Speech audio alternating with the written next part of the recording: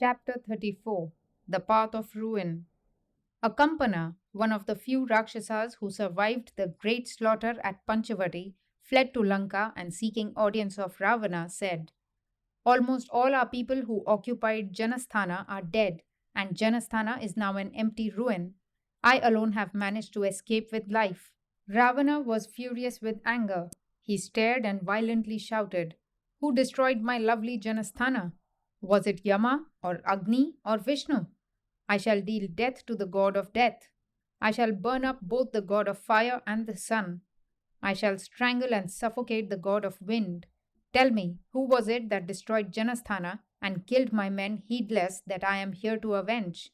Speak out at once. It was ever dangerous to carry unpleasant news to tyrants. Akampana was frightened by the king's rage and said, I shall speak if you give me protection. He then told his tale. Rama, son of Dasharatha, a young warrior, lion like in fierce valor, a hero who has already acquired fame among men, fought with Khara and Dushana at Panchavati and destroyed them. The Rakshasa king hissed like a cobra and said, what are you talking? How did this happen? Did Indra and the divine hosts come down to earth and fight on Rama's side? Akampana answered, no such thing happened, great king. Alone did Rama stand against our whole army and its commanders and destroyed them all, and Khara and Dushana too were slain. The deadly arrows issuing from Rama's bow like five-headed serpents pursued the Rakshasas wherever they went and destroyed them. And he went on to describe at length Rama's skill and speed in the use of his weapons. And so Ravana learnt that Dasharatha's son, Rama, with his younger brother Lakshmana, was at Panchavati, and that he, alone without his brother's aid, had done it all, and that no gods had come to their aid. Well, said Ravana, I do not understand this, but I shall start at once. I shall destroy these little worms of men and return. And he rose. Hear me, great king, before you go, said Akampana, and explained once again Rama's strength and courage. Listen to me. No one can fight with Rama and conquer him. When I say no one, I mean no one. Not even you can do it. Because you have promised me protection, I dare thus to tell you the plain truth. There is only one way of killing him. His wife is with him. The whole earth holds not her equal in beauty. If you contrive to carry her off, separation from her will kill Rama. So great is his love for her. Consider how you can do this. Do not think of battle with him. When he heard of Sita's beauty, the Rakshasa's desire was kindled. He began to think that the defeat of Khara and his hosts was indeed a fortunate event that brought him an opportunity for gaining one more beautiful queen and wife. He welcomed Akampana's advice and said, tomorrow morning I shall go. I think your plan is good. Accordingly, Ravana set out in his mule-yoked flying chariot, which gleamed like the moon among the clouds as it sped fast in the air. He went straight to Maricha's dwelling. Maricha duly welcomed his king and inquired what urgent necessity brought him there. Ravana answered, hear me, Maricha. You and you alone can help me. Janasthana has been destroyed, and so too the whole army I had stationed there. All this is the work of Rama, son of Dasharatha. Isn't it amazing? To avenge myself, I am resolved to carry off his wife. In this, I need your advice and help. Maricha, whose experience of Rama's prowess had seared into his soul, was horrified and tried to dissuade Ravana from his mad enterprise. What plan is this? Some enemy determined to destroy you, but pretending to be your friend, has given you this plan of carrying off Sita. Whoever gave you this advice wishes the end of the Rakshasa race. It is like advising you to put your hand into the mouth of a sleeping cobra and pull out its fang. Haven't you a happy home and devoted wives? Return to them and enjoy your life and prosperity. To hanker after Rama's wife is the highway to disgrace and destruction and the annihilation of the Rakshasa race. 10-headed Ravana went back to Lanka, for Maricha's counsel appeared right to him. Ravana must have then remembered the omission in the series of boons he had secured. He had obtained immunity from the attacks of all beings except men. Rama's shafts had conquered and killed the whole army with Khara, Triseras, Dushana, and other mighty warriors.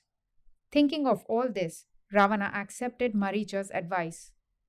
But fate would not let him be. Ravana was seated on his throne with his counselors around him. Majesty shone on his face like a sacrificial flame fed with ghee, and his mighty body showed the scars of many wounds received in victorious battle against gods, asuras, and others. His strength and courage were limitless. So was his adharma. He had no equal in persecuting devas, spoiling sacrifices, and carrying away women. The hosts of devas and asuras were mortally afraid of him. He was a terror to all creatures. Enjoying wealth and varied pleasures, freed from the fear of death, the ruler of Lanka knew no master or rival and feared neither God nor sin. With his 10 heads, large eyes, and huge limbs, his figure was terrible, but it also possessed the marks of royalty.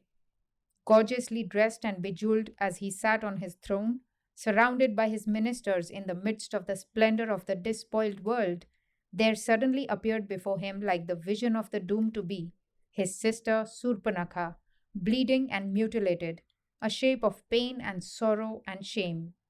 While all looked at her with horror struck eyes in stunned silence, her anguish broke out in burning words.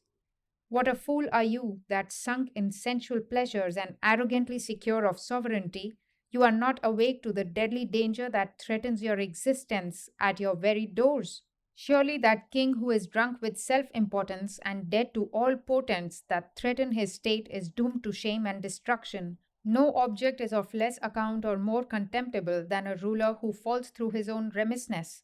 Know you not that your brothers Khara, Dushana, and Trisiras, and your gallant army of 14,000 fierce Rakshasas have been exterminated by Rama, a mere man, and that your outpost at Janasthana has been destroyed? One moment I saw a single warrior stand proud in the glittering pageantry of war, and the next they lay dead slain by that man's arrows, strewing the ground like ripe crops devastated by a terrible hailstorm. And you see me, your own sister, disgraced, mutilated, and heartbroken. Have you no thoughts of vengeance? You, a hero, a brother, king? Stung by her contempt and heart struck by her suffering and sorrow, Ravana said, be sure you shall have vengeance. But this Rama, who is he? What sort of man is he? What are his weapons? How does he fight? What seeks he in Dandaka forest? And how happened it that you were so cruelly mutilated? She gave a description of the brothers and Sita, dwelling on the virile beauty and powers of the brothers, probably with a view to provoke the envious jealousy of the Rakshasa, and growing enthusiastically eloquent about the superlative loveliness of Sita. I have no words to describe her perfections. I have never seen such sublime beauty in any created thing, be it Gandharva or Kinnara or a daughter of man. And now I will tell you why this ghastly outrage was perpetrated on me. On seeing this Sita, I felt that none but you deserved her, and that she was fully worthy to share your bed, and out of my love for you, I tried to carry her off for you. Lakshmana, who was standing by, prevented it, and springing on me, disfigured and disgraced me thus. For your sake, all this I have suffered. If you wish to avenge this insult and protect the honor of the race, rise and go at once. Apart from revenge for the insult I have suffered, secure for yourself a wife worthy of you. If you capture her and disgrace Rama, the spirits of the warriors who were slain in Dandaka would be satisfied. I too shall feel that some amends have been made for the dishonor done to me. You do not know your own strength. You can easily secure Sita and make her your own. And can you remain indifferent to the insult to your race? Khara and Dushana lie dead in Janasthana because they dared oppose Rama. Think of all this and do what is right. Save, oh save, the honor of our race. Listening to these words of his sister and her praise of Sita's beauty, Ravana dissolved the council and retired to muse alone. He had to think and think again, because he remembered what Maricha had told him. He returned in his mind the pros and cons, and finally coming to a decision, ordered a chariot to be kept ready in secrecy. It was ready, his golden chariot, drawn by mules bearing demon faces. Mounting it, he passed over sea and land and cities. As he looked from his magic chariot at the sights of the summer season down below, his passion grew stronger. He reached Maricha's ashrama and met Maricha, who, with matted hair and bark garments, lived the life of an ascetic. Seeing his king and kinsmen, Maricha welcomed Ravana duly and said, "Why have you come all this way a second time and unannounced?" Ravana, skillful in speech, began, "I am in great trouble from which only you can save me. I beg you for help. Do you know how my brothers, under my orders, ruled Janasthana, and how they and their warriors knew no opposition all these years? But now this man Rama has killed them and their whole army. Without a chariot and standing on the ground, his arrows have pierced to death all our kinsmen. Today, in the Dandaka forest, rid of Rakshasas, the rishis live fearless lives. This Rama is a worthless prince banished by his father, no doubt for some crime. He has been wandering in the forest alone with his wife, Sita. This fellow, dressed like an ascetic but enjoying sense pleasures, this renegade from Dharma, proud of his strength and for no other reason, has mutilated the face of my sister and insulted our race. My sister, who has suffered this pain and shame, had come and complained to me. If with all this I sit still and do nothing, would I still be a king? To avenge myself, I have decided to carry off Rama's wife from the Dandaka forest. To disgrace and punish this Rama is a duty I owe to my race. And for this, I need your help. With you to help me, I have no fear. In courage, strength, skill, and magic powers, none on earth can equal you. That is why I have come to you. You cannot refuse me. I will tell you how you can help me. You should turn yourself into a golden deer with silver spots, casting a spell on all eyes. In that shape, romp in front of Sita near Rama's ashrama.